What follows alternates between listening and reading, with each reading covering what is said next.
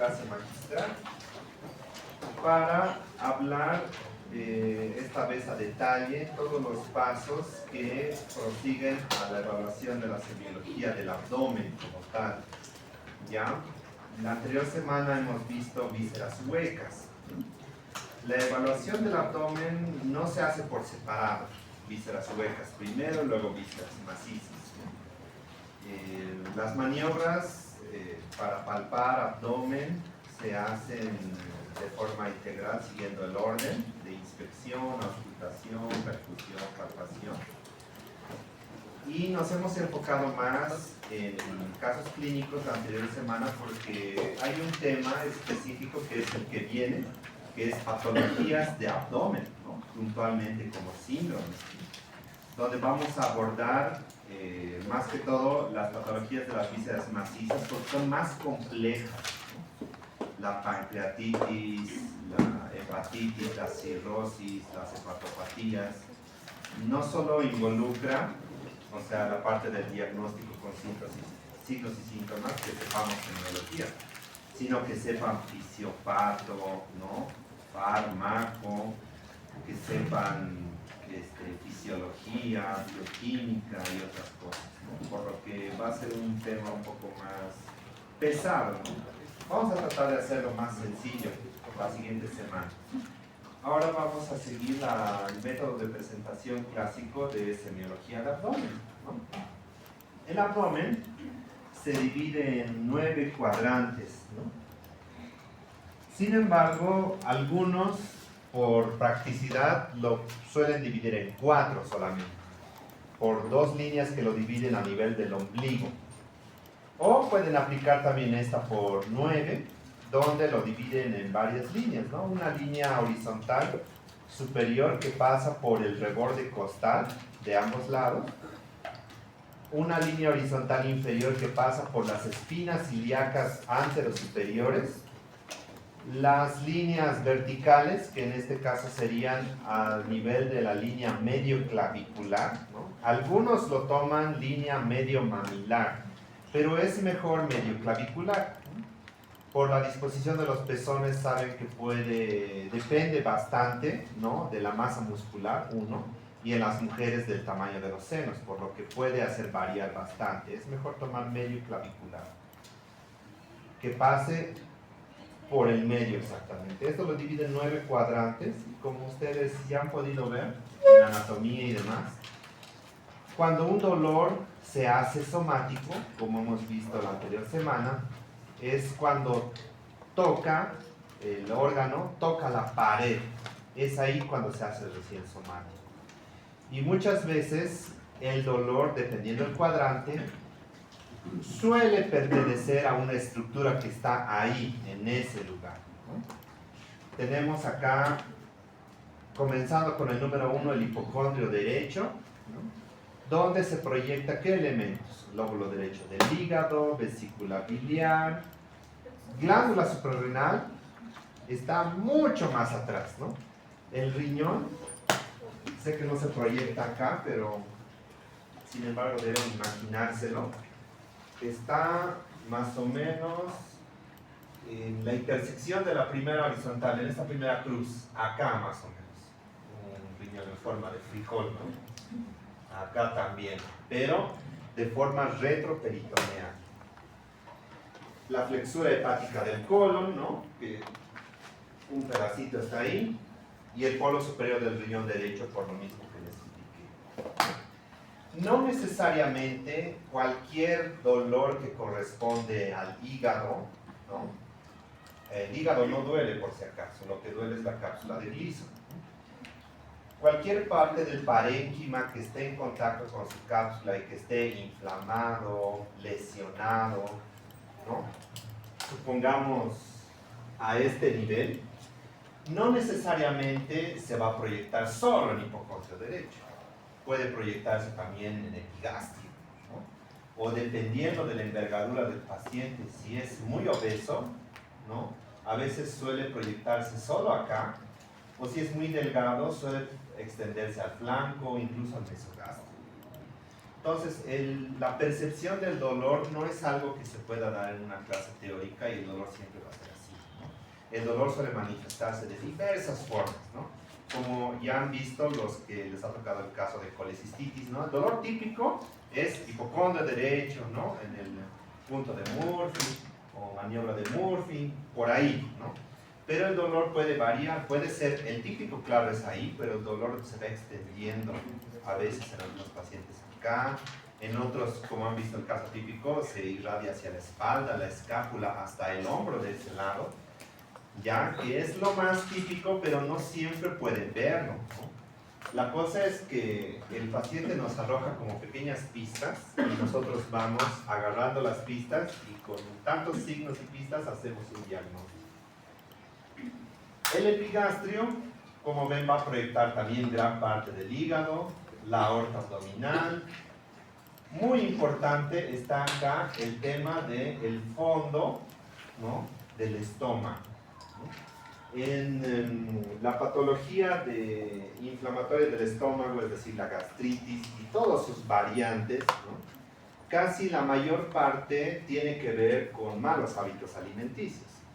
Y tienen que recordar que cuando el estómago recibe los alimentos, la primera parte que tiene contacto es el fondo, y es el que va haciendo como un mecanismo de bomba, ¿no? Lo va mezclando. Una vez que lo aplasta, va formando un bolo, digamos, gástrico. Esto baja y el antro se encarga de unirlo con los jugos gástricos y posteriormente para pasarlo al duodeno, ¿no? Por lo tanto, al ser la primera parte el fondo gástrico, que está acá, el que tiene contacto con la comida y demás, en esas patologías, ¿no?, de ulceroso péptico y demás, el dolor va a ser en epigastrio, ¿no? Es algo bien típico, ¿no? Dolor en epigastrio, urente, asociado a comidas, casi siempre, 99% de los casos es síndrome ulceroso péptico, patología gastrointestinal, gastritis, ¿no? Sin embargo, hay un 1%, ¿no?, que siempre tienen que recordar, que ya no tiene que ver con el abdomen, sino con el corazón, que siempre es el diagnóstico diferencial en pacientes diabéticos, ¿no? En algún momento de neuro les decía que los diabéticos son un grupo especial de pacientes. En ellos los síntomas, los signos no se manifiestan de la forma que típicamente nos dice el libro, sino a veces puede presentarse de otra forma. Entonces en ellos, a veces o por la envergadura, ¿no?, un paciente obeso también puede sufrir esta presentación, un infarto de miocardio de cara inferior, de la cara diafragmática, puede irritar el diafragma y por continuidad del estómago y demás, y puede tener un dolor epigástrico, ¿no?, en la boca del estómago. Ese es un diagnóstico diferencial muy importante y a veces es muy crítico, ¿no? ¿Qué otras estructuras están contempladas en el epigastrio? Dependiendo también la envergadura.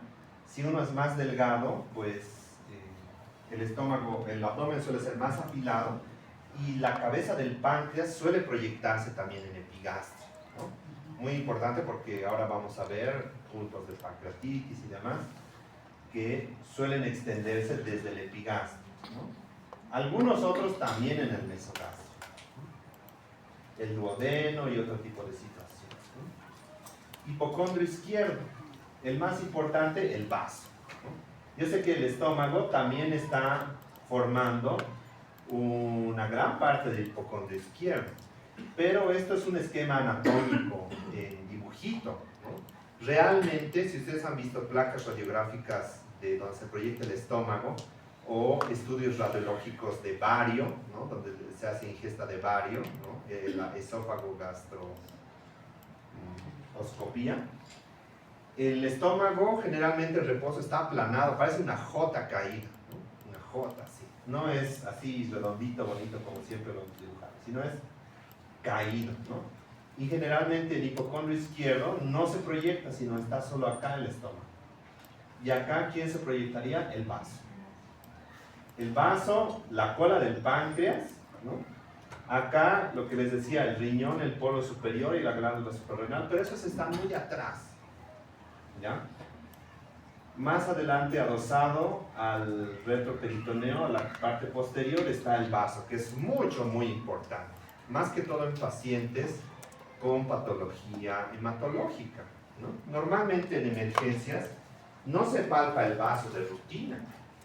El vaso tiene sus maniobras determinadas y el paciente tiene que colaborar, ¿no? Tiene que ponerse de cúbito lateral derecho, flexionar a veces la rodilla, es bimanual y esto, y claro, se debería hacer en un examen físico completo. Pero en la emergencia, pues normalmente no se lo deja de lado, ¿no? Y no es que esté bien, sino en qué tipo de pacientes también se debería palpar el vaso. ¿Qué clínica o qué síntomas, qué hallazgos al examen físico general considerarían llamativos como para palpar el vaso? Ictericia 1. ¿Por qué? ¿Causal? ¿Qué sospechas? Si está ictérico, para palpar el vaso. ¿Qué sospechas? El vaso, va. Le has hecho un número así. Le has achuntado, pero el vaso está bien ictericia. ¿Pero por qué?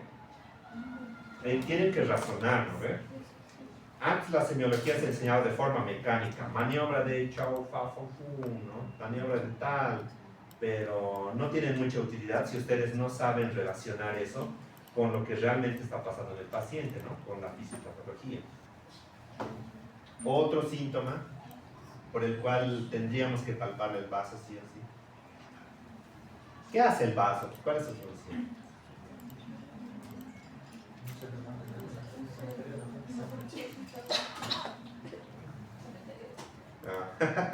Es el cementerio, es el lugar donde se deshacen los eritrocitos, ¿no ve? ¿Cómo se llama ese proceso? Cuando culminan su tiempo de vida. Que ocurre tanto en el vaso, también ocurre en el hígado, pero la mayor parte, debe ser el 70%, ocurre en el vaso. Si estoy pensando en eritrocitos, ¿qué pensar? Patologías de los eritrocitos. ¿Ah? Está fácil. Eritrocitosis, ya puede ser una opción. Es lo mismo, poliglobulia, eritrocitosis. ¿Qué más? Algo bien común. Anemia. ¿No? Si mi paciente está anémico, está pálido, sí o sí le tengo que palpar el vaso. ¿Por qué? Porque dentro de las innumerables causas de anemia está pues anemias hemolíticas, por lo mismo que le palparía si está ictérico, digamos, ¿no? La ictericia, bilirrubina indirecta, anemia hemolítica, lo mismo, ¿no? Ahora, no solo para las anemias hemolíticas, sino muchas enfermedades hematológicas se manifiestan con anemia, pero también con leucopenia, con plaquetopenia, trombocitosis, ¿no? Alteraciones de las diferentes líneas celulares en un hemograma. Por lo tanto, en esos casos sí palpar el vaso, ¿no? El tema de la cola del páncreas, ¿no? Nos va a dar algunos signos interesantes, más que todo, más que por el hipoconio derecho, por el flanco que vamos a ir viendo, ¿no? El Great Turner, el Cullen.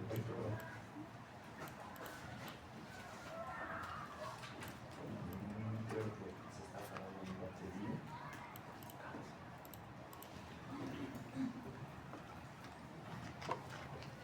Sí, le voy a desconectar su celular, ¿ya?